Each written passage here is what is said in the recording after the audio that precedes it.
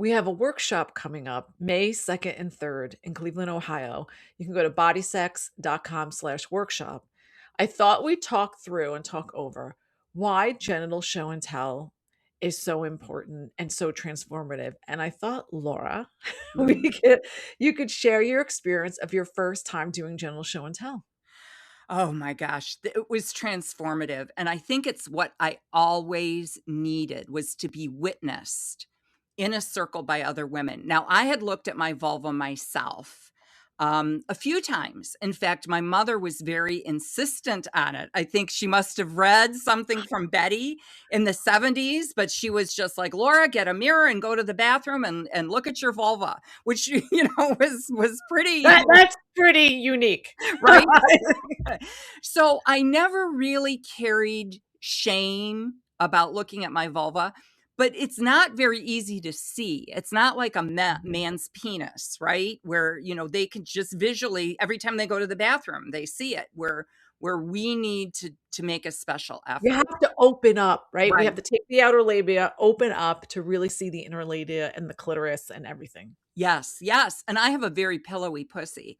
So I remember, with sitting next to Betty, like for the first time, and my outer labia are just very pillowy. So we really had to get in there to open her up, and find all the parts. But it was just to be really seen and witnessed and hear the compliments. I remember during my genital show and tell, you had been like in the kitchen or something, and you walked in and walked by and looked down at my vulva, and you said, "Oh, a pillow pussy. That's my favorite kind." That sounds about right that I would say that. Right? But that's how it is. The women are so, so complimentary. Carlin, have you ever heard anyone say anything bad? Never. Mhm. In 20 years of doing workshops, I've never heard anyone say anything critical. And that's rare that you get a group of women together. That's why I don't think women are competitive by nature. If you give them a safe environment, right? Mhm. And I go first as the leader. I display my vulva and I Mhm. use positive language. And then they see the diversity. It is natural. It's natural for us to say, oh, that's beautiful. And that's beautiful. And I love her mauve clit. And look, oh my God, it looks like this.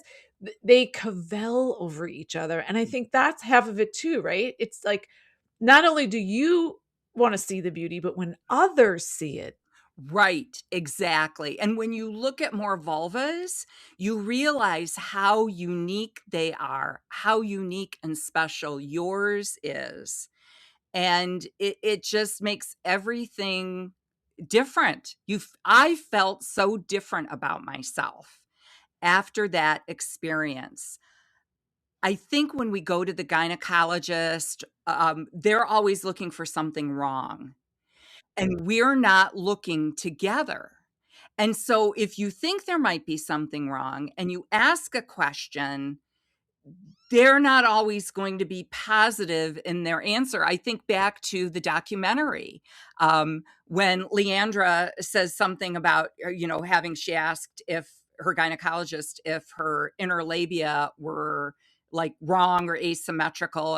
And the gynecologist said, no, slightly elongated labia, perhaps. Well, you hear that, and, it takes something that's perfectly normal, but maybe different from someone else's vulva. And then that stays in your head. We've had so many women to think that something happened to their vulva after childbirth.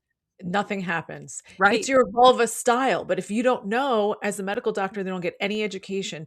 Maybe that's it too. It's like genital show and tell gives you a context, Right. Right. a positive context Right. for your vulva. And I've Mhm. never seen an ugly vulva, and I've seen thousands, probably tens of thousands at this Yes. point.